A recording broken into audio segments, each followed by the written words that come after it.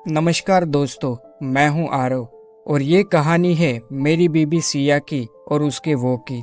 सिया मेरी पत्नी, लगभग 28 साल की, लंबा कद, गोरी रंगत और ऐसा बदन कि कोई भी एक बार देखे तो नजर न हटाए। उसके होठ गुलाबी थे, आंखें बड़ी बड़ी और उसका कर्वी फिगर। सच कहूँ तो जब वो साड़ी में तैयार होकर मेरे सामने आती थी तो एक सेकंड के लिए मैं खुद को भूल जाता था। उसका कमर का झुकाव और बदन का हर कव जैसे मेरे होश उड़ा देता था। मैं रोज ऑफिस से थका हुआ आता, लेकिन उसका मुस्कुराता चेहरा और वो नजाकत भरी चाल सारी थकान छूमंतर हो जाती। लेकिन एक दिन सब बदल गया। उस रात की बात है, मैं कमरे में लेटा था और सिया आई। हल्की सी मुस्कान, बाल खुले हुए और बदन पर हल्की गुलाबी नाइटी। वो चुपचाप मेरे पास आकर बैठ गई। आरव, थक गए हो ना? उसने धीरे से पूछा। मैं मुस्कुराया। तू पास आ जाए तो सारी थकान उतर जाए। उसने मेरी आंखों में देखा और बस लब खामोश थे, लेकिन बदन की गर्माहट सब कुछ कह रही थी। मैंने उसका हाथ पकड़ा और खुद के करीब खींच लिया। उसकी सांसें तेज थी और दिल की धड़कनें भी। हमारे बीच सिर्फ खामोशी थी और उस खामोशी में भी एक बहुत लाउड केमिस्ट्री थी। लेकिन जैसे ही मैं उसके होठों तक पहुंचा, उसने अचानक मुंह फेर लिया। मैंने पूछा, क्या हुआ? उसने कहा, कुछ नहीं, और उठकर वॉशरूम चली गई। अगले कुछ दिनों तक उसका बर्ताव अजीब था। वो मुझसे नजरें नहीं मिला रही थी, रातों को मेरी करीब नहीं आ रही थी। मैंने पूछा, सिया, सब ठीक है ना? उसने बस एक हल्की सी मुस्कान दी। हाँ, बस थोड़ी थक गई हूँ।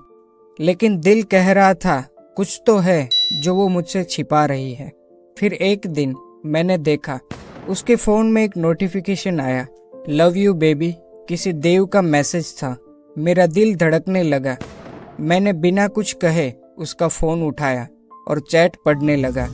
हर एक मैसेज मेरे दिल को टुकड़ों में बांट रहा था। तुम्हारे साथ बिताया हर पल जादू सा लगता है। काश तुम मेरी होती, आज रात भी वही जगह। मैं समझ गया था सिया के जीवन में कोई वो आ चुका है। उस रात मैंने खुद को शीशे में देखा। क्या मैं इतना बुरा पति हूँ? क्या मैंने उसे वो प्यार, वो समय नहीं दिया जिसकी उसे जरूरत थी? या फिर ये बस उसकी चाहत थी किसी और की? मैंने कुछ नहीं कहा। अगली सुबह मैंने सिया से पूछा, सच क्या है सिया? वो चुप रही।